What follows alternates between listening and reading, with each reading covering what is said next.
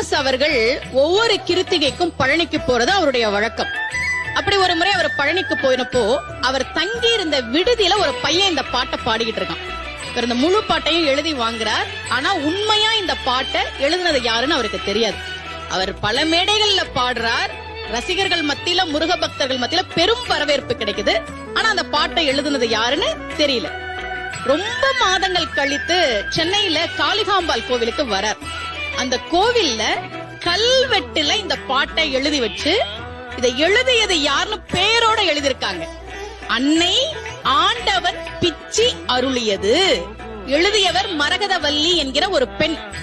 முருகன் மீது தீராத பக்தி கொண்ட அவர் எழுதிய பாடல் யாரோ ஒரு சிறுவன் மூலமாக டிஎம்எஸ் கையில் வந்து சேர்ந்து அது உலகெங்கும் இன்று வரை பாடப்பட்டுக் கொண்டிருக்கிறது. டி.எம். சௌந்தரராஜன் அவர்களே பல மேடைகளில் ஆண்டவன் பிச்சி இல்லை என்றால் உள்ளம் உருகுதையா பாடல் இல்லை என்று சொல்லி இருக்கு.